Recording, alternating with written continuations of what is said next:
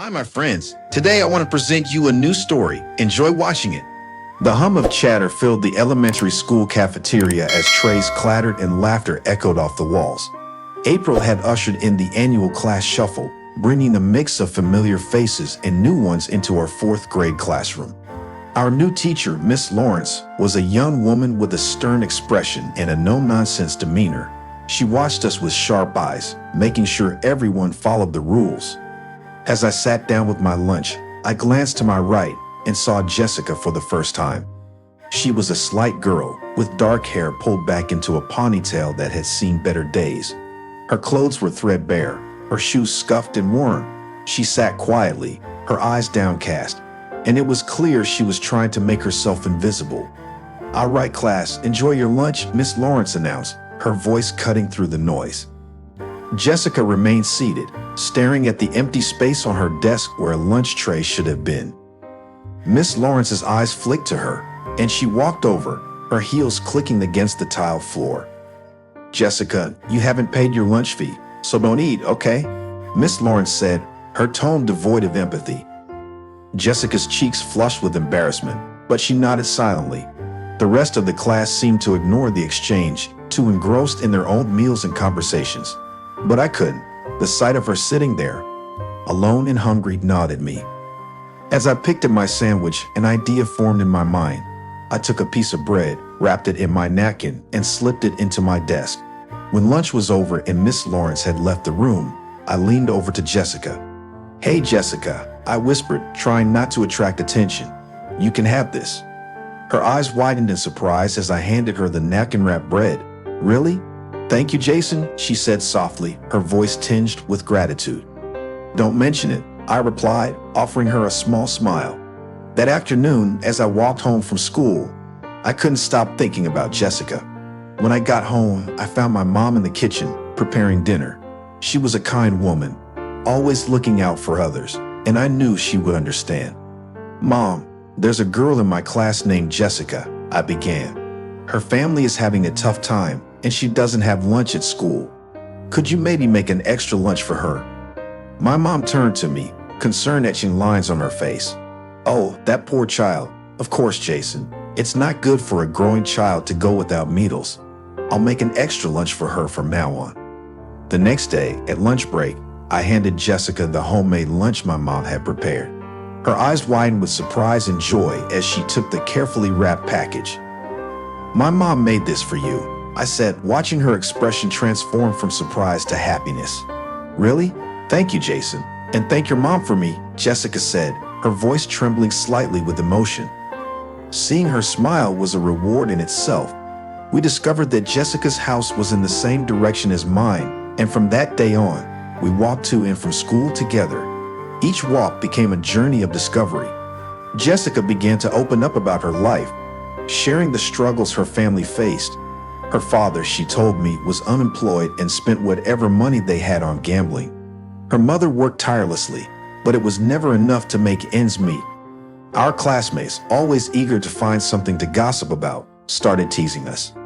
"Are you two dating or something?" They would sneer, but we ignored them. In Jessica, I found a friend who understood my own loneliness. We talked about everything during our walks, our families, our favorite foods, the TV shows we watched. I learned that Jessica loved cats, though she couldn't have one at home. One day, I had an idea. "My family has a cat," I said. "Her name is Mary. Would you like to come over and meet her?" Jessica's eyes lit up. "Really? I'd love to." When she came to my house after school, my mom welcomed her warmly. "Hello, Jessica. It's so nice to finally meet you," she said, her smile genuine and kind. "Thank you, Mrs. Collins," Jessica replied, her voice shy but grateful.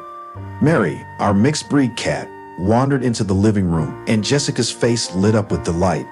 "How cute. What's her name?" "It's Mary," I said. "Mary, come here."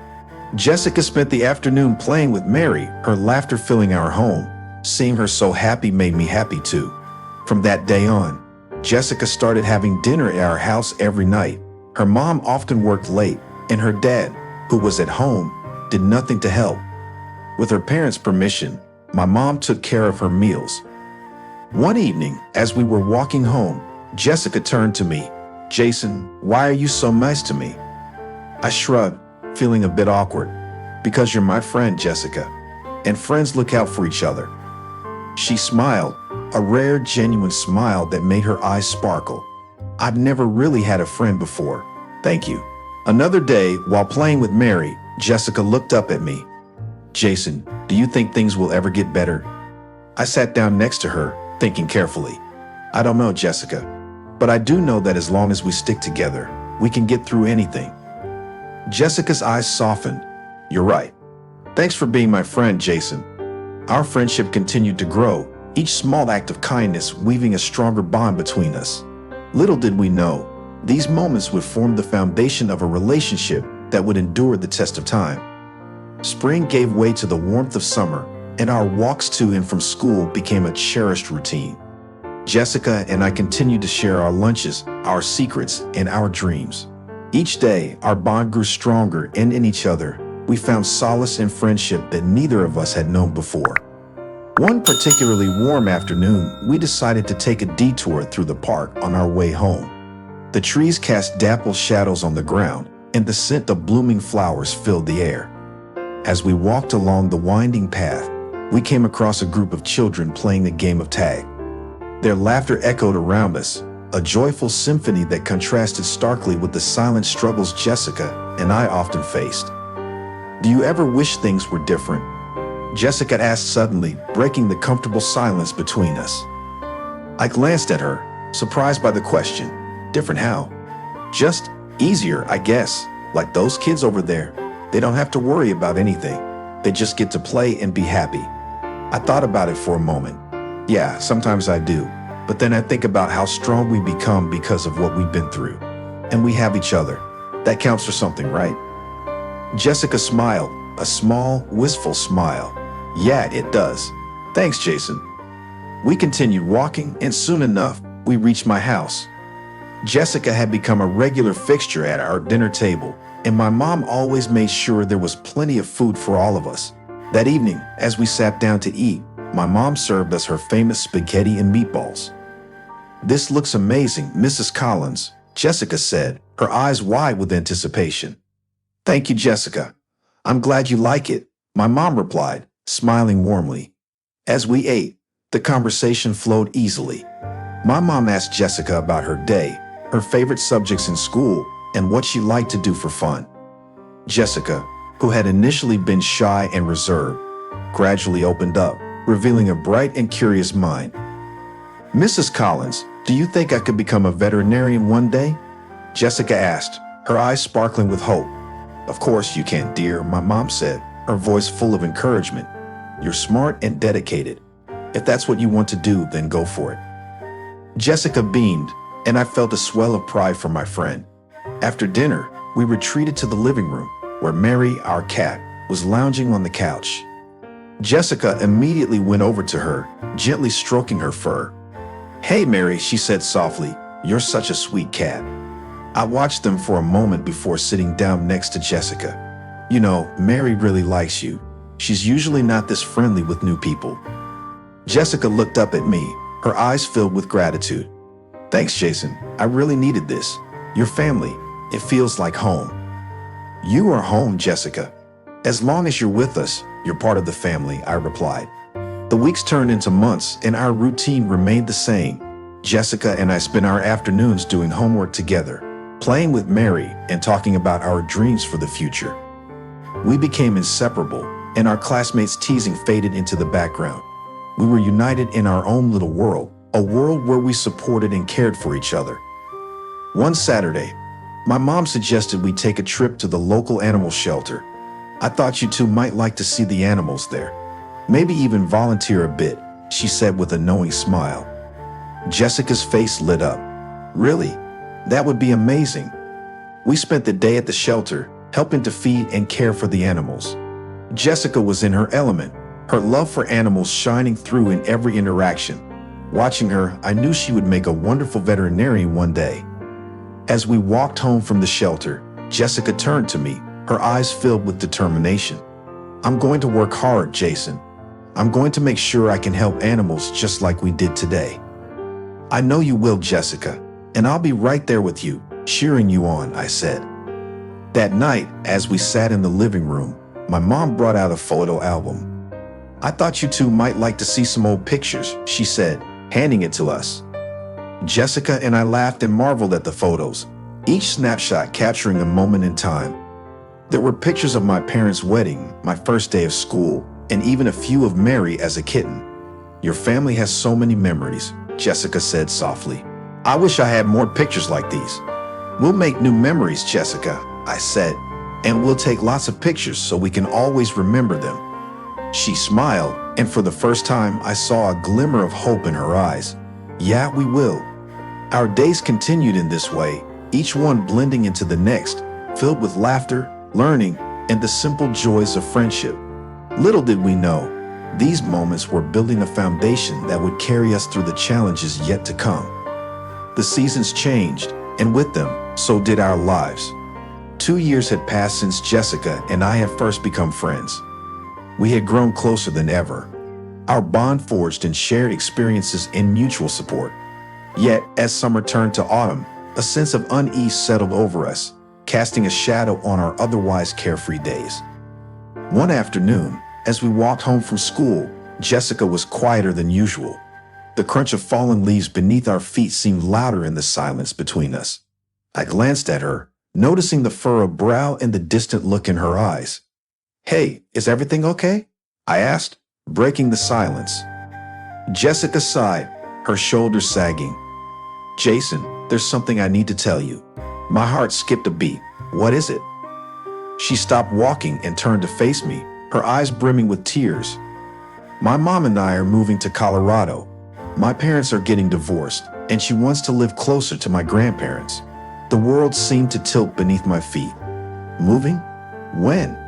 Next month, she replied, her voice barely above a whisper. The news hit me like a punch to the gut. Jessica had become such an integral part of my life that the thought of her leaving was unbearable. But why so soon? My mom says it's for the best. She thinks a fresh start will help us, Jessica explained, her voice trembling. I struggled to process the information. I'm going to miss you so much, Jessica. It won't be the same without you. I know, Jason. I'll miss you too, she said, her tears spilling over. You've been my best friend, and I don't know what I would have done without you. We stood there, the weight of the impending separation pressing down on us. Eventually, we resumed our walk, the silence between us now heavy with unspoken emotions. The next few weeks passed in a blur. We tried to make the most of our remaining time together, but the looming goodbye cast a pall over everything we did. Each moment felt bittersweet, a reminder of the ticking clock that would soon separate us. One evening, a week before the move, Jessica and her mom came over for dinner. My mom had prepared a special meal, and the atmosphere was tinged with both celebration and sadness. After dinner, we gathered in the living room, the adults talking in hushed tones while Jessica and I sat quietly. Jason, I want to give you something, Jessica said, reaching into her bag. She pulled out a small, worn book and handed it to me. What's this? I asked, taking the book and examining it. It's my favorite book, she replied. I want you to have it, so you'll always have a piece of me with you. I opened the book and saw that it was filled with annotations and doodles in the margins. It was a tangible representation of Jessica's thoughts and feelings, and I felt a lump form in my throat. Thank you, Jessica. This means a lot to me, I said, my voice choked with emotion. We hugged tightly, neither of us wanting to let go. The finality of the moment hung in the air, making it hard to breathe. A few days later, Jessica's house was filled with moving boxes, and the reality of her departure became undeniable. On the last day before the move, we spent the entire afternoon at the park, sitting on our favorite bench and reminiscing about the past 2 years. Remember the time we got caught in that rainstorm and ended up drenched? I said, trying to lighten the mood. Jessica laughed, a genuine sound that momentarily lifted the heaviness in my heart. Yeah, and your mom made us hot chocolate to warm up. That was one of the best days. As the sun began to set, casting long shadows across the park, Jessica turned to me. Promise me something, Jason. Anything, I said, meeting her gaze. Promise me you'll write to me, and that you won't forget me, she said, her eyes pleading. I promise, Jessica. I'll write to you every week, and I could never forget you, I assured her. The next morning, Jessica and her mom came over to say goodbye. Her mother thanked my mom profusely for all the help and support over the years. We can't thank you enough for everything you've done for Jessica. We'll never forget your kindness, she said, tears in her eyes. It's been our pleasure, my mom replied, hugging her tightly. We help each other out during tough times. Don't give it another thought. Jessica and I exchanged one last, lingering hug. Goodbye, Jason. Take care of Mary for me, she whispered. I will, Jessica. Take care of yourself. And remember, we'll always be friends, no matter how far apart we are, I said, my voice breaking. As their car pulled away, I stood on the sidewalk, waving until they disappeared from view. The sense of loss was overwhelming, but I clung to the promise we had made to each other. For the first few months, we kept our promise. We exchanged letters regularly, sharing updates about our lives and reminiscing about old times. But as the years passed, the letters became less frequent. Life moved on, and eventually, the correspondence stopped altogether. Yet, despite the distance and the passage of time, the memories of our friendship remained etched in my heart. Jessica had been more than just a friend. She had been a lifeline during some of the most challenging times of my childhood. And though our paths had diverged, the bond we had formed would never be forgotten. As I stood in my room, looking at the small, worn book she had given me, I knew that our story was far from over. Life had a way of bringing people back together when they least expected it, and deep down, I believed that someday, somehow Jessica and I would find our way back to each other. 15 years had passed since Jessica moved to Colorado. Life had taken me on a journey filled with challenges and accomplishments, but the memory of our friendship remained a cherished part of my past. After graduating from college, I found a job at a precision machinery manufacturer, starting as a junior sales representative and working my way up. I took pride in my work, managing several major accounts and striving to uphold the company's reputation. It was a typical Tuesday morning when the corporate chaos began. I arrived at the office early, the faint hum of computers and the rustle of papers creating a familiar backdrop. My colleague, Mike, greeted me with a nod as I settled into my cubicle. Good morning, Jason, Mike said, his usual cheerful tone absent. Morning, Mike. Everything okay?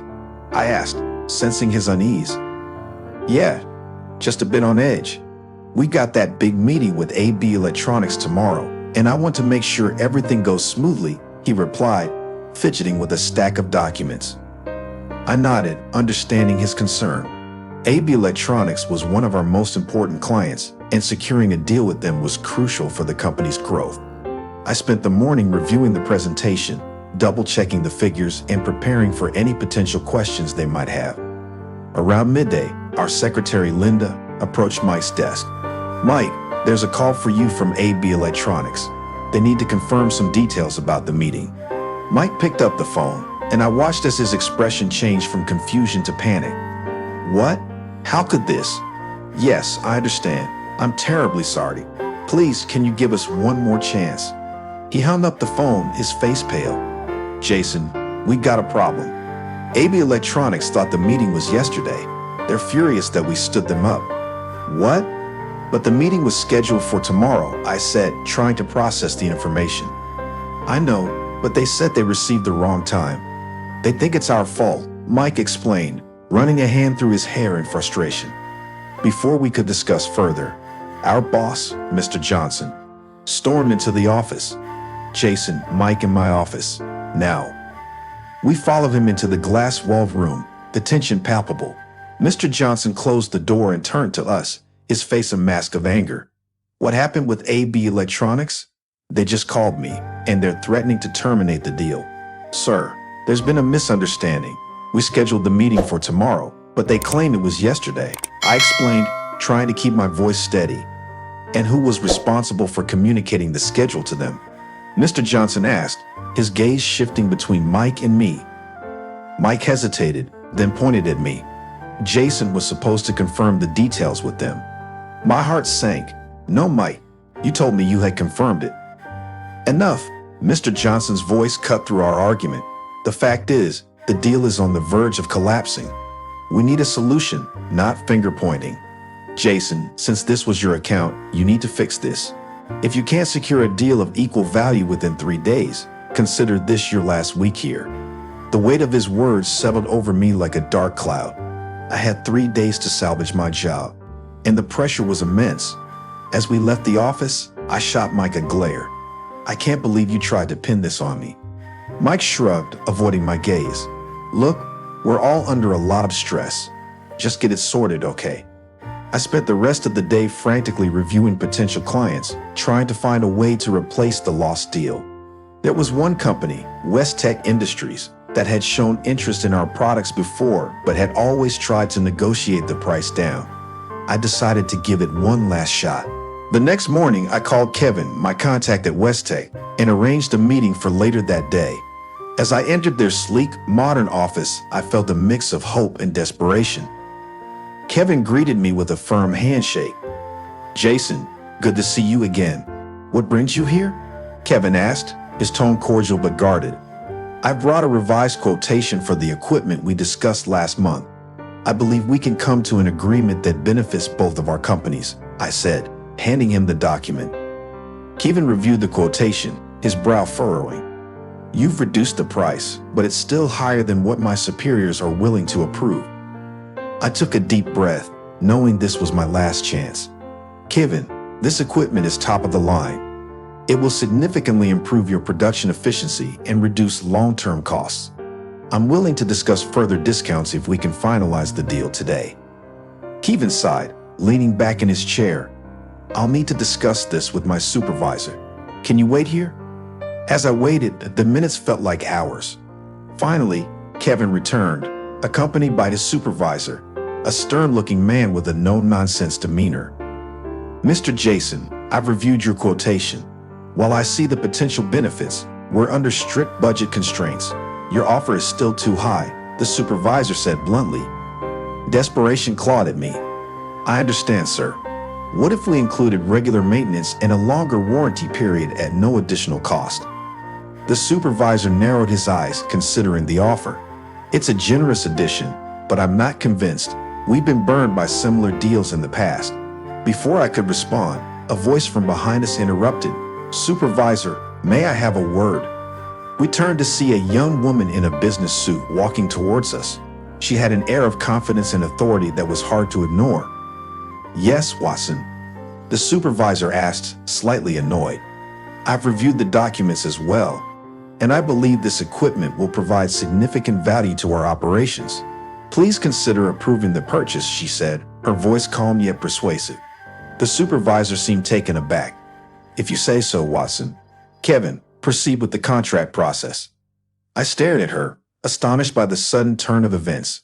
As the supervisor walked away, I approached the woman. Thank you, I'm Jason, by the way. She smiled, a glimmer of recognition in her eyes. I know, long time no see, Jason. I blinked, trying to place her face. Do we know each other? It's me, Jessica, from elementary school, she said, her smile widening. My mind raced as the memories flooded back. Jessica, my best friend from years ago, standing here in front of me. Jessica, I can't believe it. It's been so long. Yes, it has, she replied, her eyes twinkling. I saw your name on the documents and thought it might be you. I'm glad I could help. We exchanged contact information and agreed to catch up over drinks after work. As I left West Tech with the signed contract in hand, I felt a mixture of relief and excitement. The deal was secure, and I had reconnected with a long-lost friend. Back at the office, I handed the contract to Mr. Johnson. Here it is, sir, the deal with West Tech. Mr. Johnson reviewed the document, a look of surprise crossing his face. Good job, Jason. I didn't think you'd pull it off. Thank you, sir, I said, glancing over at Mike, who was nervously shuffling papers at his desk. I just did what needed to be done. That evening, I met Jessica at a cozy bar downtown. The atmosphere was warm and inviting, a stark contrast to the corporate chaos of the past few days. As we sat down with our drinks, I couldn't help but marvel at how much she had changed, yet how familiar she still felt. Thanks for today, Jessica. You really saved me, I said, raising my glass. I'm glad I could help, Jason. It was the least I could do after everything you did for me back then, and she replied, clinking her glass against mine. We spent the evening reminiscing about our childhood, sharing stories and laughter. Jessica told me about her life after moving to Colorado, her mother's remarriage, and how she ended up working at West Tech. I always wondered what happened to you, I said. I'm sorry we lost touch. It's okay, Jason. Life happens. But I'm really glad we found each other again, and she said, her smile genuine and warm. As the night wore on, I realized that our bond had endured despite the years and the distance. And as we walked out of the bar, I felt a sense of hope and anticipation for the future, knowing that our story was far from over. The days following the successful deal with West Tech were hectic. Mr. Johnson was pleased, and the atmosphere in the office lightened considerably. However, my colleague Mike seemed increasingly agitated. He had always been competitive, but there was a new edge to his demeanor, a bitterness that worried me. One Friday afternoon, as I was wrapping up some paperwork, Linda, our secretary, approached my desk. Jason, Mr. Johnson wants to see you in his office. Thanks, Linda. I'll head over now, I replied, feeling a familiar knot of anxiety form in my stomach. Despite the recent success, being summoned by Mr. Johnson always carried an air of unpredictability. I knocked on the door and entered his office. Mr. Johnson looked up from his papers and gestured for me to sit. Jason, good to see you. How are things? Good, sir. Just finishing up some reports, I said, trying to gauge his mood. Excellent. I wanted to talk to you about the West Tech deal. I've been reviewing the contract, and it seems there's a clause about potential future partnerships. I want you to explore this further and see if we can expand our business with them, he said, leaning back in his chair. Of course, sir. I'll set up a meeting with them next week, I replied, mentally preparing for the task. Good. And one more thing, Jason. I've been hearing some concerning rumors about internal conflicts. I need my team to be cohesive, especially with the high stakes we're dealing with. Keep an eye on things, will you? Mr. Johnson's gaze was steady, but there was an underlying tension in his voice. I understand, sir. I'll do my best, I assured him, feeling the weight of the responsibility. As I left his office, I couldn't shake the feeling that something was brewing beneath the surface. Mike's recent behavior came to mind, and I wondered if he was the source of the conflict Mr. Johnson mentioned. Later that evening, I met Jessica for dinner. We had agreed to catch up regularly, and I found myself looking forward to our meetings. Her presence was a comforting constant amid the chaos. Hey, Jason, Jessica greeted me with a warm smile as I arrived at the restaurant. How was your day? Busy, as always, I replied, taking a seat. Mr. Johnson wants me to explore more business opportunities with West Tech.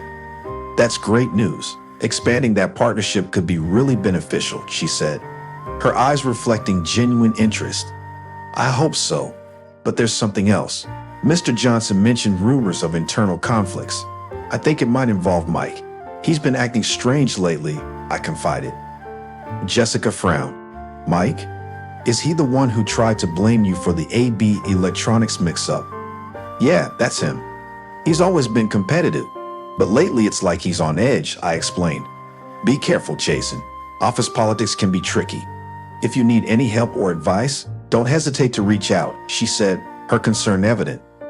Thanks, Jessica. I appreciate it, I replied, grateful for her support. The following week, I arranged a meeting with Kevin at West Tech to discuss potential collaborations. As I entered their office, I felt a sense of déjà vu, remembering the anxiety and hope from our previous encounter. Jason, good to see you again. Kevin greeted me with a firm handshake. I hear you're interested in discussing future partnerships. Absolutely, Kevin. We believe that expanding our collaboration could be mutually beneficial, I said, presenting the proposals I had prepared. As we delved into the details, I noticed Jessica entering the office. She caught my eye and gave a slight nod, acknowledging my presence. After the meeting, she approached me. Jason, how did it go? She asked, her tone professional yet friendly. I think it went well. Kevin seemed receptive to the ideas, I replied, feeling optimistic. That's great to hear. I'll keep an eye on things from my end. If you need any additional support, let me know, she offered. Thanks, Jessica. Your help means a lot, I said sincerely. As we were about to leave, Kevin approached us. Jason, Jessica, can I have a moment? Sure, Kevin. What's up? Jessica asked. There's something I've been meaning to discuss. We've been facing some internal challenges of our own, and I think collaborating more closely with your company could help both sides. I'd like to propose a joint task force to address these issues, Kevin said, looking between us. A joint task force? That sounds promising. What do you think, Jason? Jessica asked, turning to me. I think it's a great idea. Working together could definitely strengthen our partnership. I agreed, seeing the potential benefits. Excellent. Let's set up a meeting to iron out the details, Kevin said, looking pleased. The joint task force was established, and we began working closely with Westech. Jessica's involvement proved invaluable, her insights and leadership skills helping to bridge gaps and foster collaboration. Jason, Mr. Johnson's voice boomed from his office. Get in here. I straightened my tie, took a deep breath, and walked into his office with the signed partnership agreement. Mr. Johnson's stern expression softened as I handed him the document. He carefully reviewed it, his eyes widening with each passing second. You really pulled it off, he said, looking up at me with a mix of surprise and respect. Great job, Jason. This will save our company a lot of trouble. Thank you, sir, I replied, feeling a weight lift off my shoulders. It wasn't easy, but I managed to get it done. Just as I was about to leave, the office door swung open, and Mike stormed in, his face flushed with anger. What did I hear about you getting a partnership contract? That's impossible. You must have done something underhanded. Calm down, Mike, Mr. Johnson said, raising a hand to silence him. Jason just saved the company from a major crisis. You should be grateful. Mike's eyes narrowed as he looked at me. I know he did something shady. This doesn't add up. Actually, it's you who should be worried, a voice said from behind. It was Sarah, one of the senior accountants, holding a stack of papers. I've been looking into the scheduling mishap with AB Electronics. Mike's face paled. What are you talking about? Sarah stepped forward, her gaze unwavering. I found some interesting emails. It seems like you deliberately altered the meeting schedule and tried to pin the blame on Jason. The office went silent. Mr. Johnson's expression darkened as he took the papers from Sarah and began to read. Is this true, Mike? Mike stammered, his confidence evaporating. I don't know what she's talking about. This is a mistake. It's no mistake, Sarah said, her voice firm. I have timestamps and email records that prove you changed the meeting time and deleted the original emails. Mr. Johnson's face turned a shade of crimson. Mike, I trusted you. This is unacceptable. You've jeopardized the company and tried to frame a colleague. Mike's shoulders slumped as he realized the gravity of the situation. Please, Mr. Johnson, I can explain. Save it. Mr. Johnson interrupted. Pack your things. You're fired. Mike's face twisted in a mixture of shock and anger. He looked at me with a glare that could cut glass, but I held his gaze, unflinching. You'll regret this, Jason, he hissed before turning and storming out of the office. Once Mike was gone, Mr. Johnson turned to me.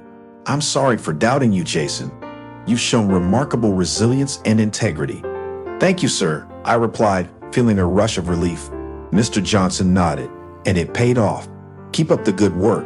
We need more people like you around here. As I left the office, I felt a sense of vindication. The truth had come out, and justice had been served. One afternoon, as we were wrapping up a particularly productive meeting, Jessica pulled me aside. Jason, I wanted to thank you for trusting me and working so well with our team. It's been a pleasure. The feeling is mutual, Jessica. Your support has made all the difference, I replied, grateful for her presence. As our professional collaboration grew, so did our personal bond. We spent more time together, both in and out of the office, and the connection we had forged in our childhood blossomed into something deeper. One evening, after a particularly successful day, we decided to celebrate. Over dinner, we reminisced about old times and shared our hopes for the future. Remember when we used to walk to school together, talking about everything under the sun? Jessica asked, a nostalgic smile on her face. Of course. Those were some of the best times. I never imagined we'd be here, working together and achieving so much, I replied, feeling a sense of wonder at how life had brought us back together. "Life is full of surprises, isn't it?" she said, her eyes twinkling. "Indeed it is," I agreed, raising my glass. "Here's to unexpected allies and new beginnings." "To new beginnings," she echoed, clinking her glass against mine. As we sipped our drinks, I realized that Jessica had become more than just an unexpected ally. She was a beacon of hope and strength, and I was grateful for every moment we shared. The success of our joint task force with West Tex solidified a burgeoning partnership, both professionally and personally. Jessica and I found ourselves not only working together, but also spending more time outside of work. This deepened our connection and rekindled memories of our past, reminding us how much we had once meant to each other. One evening, after a particularly intense week, we decided to take a break from work and spend a quiet evening at a nearby park. The setting sun bathed the park in a warm golden hue, and the tranquil atmosphere provided the perfect backdrop for reflection and conversation. "Do you remember the park near our old school where we used to play?" Jessica asked as we strolled along the winding paths. "I do," I replied, smiling at the memory. "We used to spend hours there, talking about everything and nothing." "I used to look forward to those moments," she said softly. "They were a refuge from everything else." We found a bench under a large oak tree and sat down. The gentle rustling of leaves and the distant sound of children playing filled the air, creating a sense of peace. Those days were simpler, I mused, leaning back and gazing up at the branches overhead. But I suppose every stage of life has its own challenges and joys. "True," Jessica agreed, "but sometimes it's nice to revisit the past and remember where we came from." I glanced at her, noticing a contemplative expression on her face. "Is something on your mind?" "I've been thinking a lot about my childhood lately," she admitted. "How different things were after my parents divorced and we moved to Colorado. I felt so lost for a while." "I can imagine," I said, reaching out to gently squeeze her hand. "It must have been tough." "It was," she nodded. "But meeting you again, it feels like I found a part of myself that I thought was lost forever." Her words struck a chord deep within me. I feel the same way. It's like we've picked up where we left off, only stronger. Jessica smiled, a hint of relief in her eyes. "I'm glad you feel that way." We sat in companionable silence for a few moments, each lost in our thoughts. Finally, Jessica broke the silence. "Do you remember that stray cat we used to feed at the park?" I laughed. "Of course, we named him Whiskers.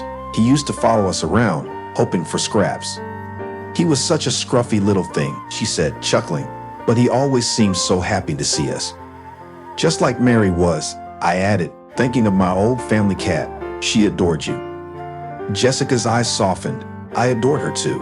She brought so much joy into my life when things were hard. "Do you have a cat now?" I asked, curious. "I do," she said, smiling. "Her name is Luna. She's a rescue, and she's brought a lot of happiness into my home." "I'd love to meet her sometime," I said, genuinely interested. "Of course. She'd love that," Jessica replied. As the evening wore on, we decided to grab dinner at a nearby cafe. The small, cozy restaurant was the perfect place to continue our conversation. Over dinner, Jessica opened up more about her life in Colorado. After we moved, my mom worked long hours to support us. I had to grow up quickly and take on a lot of responsibilities. "That sounds really tough," I said, admiring her resilience. "It was," she admitted, "but it taught me a lot about strength and perseverance, and it made me appreciate the moments of kindness and support I received, like the ones from you and your family." "I'm glad we could be there for you," I said sincerely. "You've always been strong, Jessica. Even when we were kids, I admired your courage." "Thank you, Jason," she said, her eyes shimmering with emotion. "You've always been my rock." Our conversation flowed effortlessly, and we found ourselves laughing and sharing stories late into the night. As we walked back to her apartment, the city lights twinkling around us, I felt a sense of contentment that had been missing from my life for a long time. "Do you want to come up and meet Luma?" Jessica asked as we reached her building. "I'd love to," I replied, eager to extend our evening together. Jessica's apartment was warm and inviting, filled with personal touches that reflected her personality. Luna, a sleek black cat with striking green eyes, greeted us at the door. "She's beautiful," I said, bending down to pet her. "Thank you," Jessica replied, watching us with a smile. "She's very affectionate once she gets to know you." Luna purred contentedly as I stroked her fur, and Jessica led me to the living room. We settled on the couch, and Luna promptly jumped into my lap. "I think she likes you," Jessica observed with a laugh. "I'm honored," I said, scratching behind Luna's ears. We spent the next hour talking and enjoying Luna's antics. The conversation flowed naturally, and the comfort of being in Jessica's presence made the time fly by. Eventually, I realized it was getting late. "I should probably head home," I said reluctantly. Jessica walked me to the door. "Thank you for tonight, Jason. It was wonderful." "Thank you, Jessica. I had a great time," I replied, feeling a warm glow inside. The weeks that followed were a whirlwind of activity. Our joint task force with West Tech continued to thrive, and our professional collaboration brought our companies closer together. Jessica and I spent more time together, both at work and outside of it, and our relationship blossomed. The sun was setting over the city, casting a warm golden hue over everything. Jessica and I were standing on the balcony of her apartment, the city skyline a breathtaking backdrop to the moment I had been building up to for weeks. My heart pounded in my chest as I took her hand and looked into her eyes, the love and warmth I felt for her reflected back at me. "Jessica," I began, my voice trembling slightly. From the moment we reconnected, I knew there was something special about us. Our past, our journey, everything has led us to this point. "I can't imagine my life without you. You make me happier than I ever thought possible. Will you marry me?" Her eyes widened, and for a moment she was silent, her breath catching in her throat. Then a radiant smile spread across her face, and she nodded vigorously. "Yes, Jason. Yes, I will marry you." I slipped the ring onto her finger and we embraced, the world around us fading away as we held each other close. The days that followed were a whirlwind of excitement and planning. Our wedding was a beautiful ceremony held in a small, charming chapel. Friends and family gathered, all sharing in our joy. Jessica looked stunning in her elegant white gown, her eyes sparkling with happiness. As we exchanged vows, I felt an overwhelming sense of gratitude and love, knowing that we were embarking on a new journey together. The reception was filled with laughter, music, and dancing. Our families, who had supported us through thick and thin, celebrated with us, and the bond between us all grew even stronger. Jessica's mother, beaming with pride, embraced me warmly, welcoming me into their family. My own parents, with tears of joy in their eyes, expressed their happiness for us. A few months after our wedding, on a quiet Sunday morning, Jessica and I were sitting in our cozy living room. The aroma of freshly brewed coffee filled the air, and our cat Luna purred contentedly on Jessica's lap. We were relaxed, enjoying the simple pleasures of a lazy weekend. "Jason," Jessica said softly, her eyes meeting mine with a mixture of excitement and nervousness. "I have something to tell you." I set my coffee cup down, sensing the importance of her words. "What is it, Jess?" She took a deep breath, her smile growing wider. "I'm pregnant." For a moment, I was stunned, my mind racing to process the news. Then a wave of joy and excitement washed over me. "Really? We're going to have a baby?" Jessica nodded, tears of happiness welling up in her eyes. "Yes, Jason, we're going to be parents." I wrapped my arms around her, pulling her close. "This is incredible. I can't believe it." The love we shared had grown stronger with each passing day, and the news of our child filled us both with a sense of wonder and anticipation. Life had brought us full circle, from childhood friends to husband and wife, and now to parents. As we prepared for the arrival of our baby, we knew that the challenges we had faced had only made us stronger. Together, we would face whatever came our way, ready to create a loving and supportive home for our child.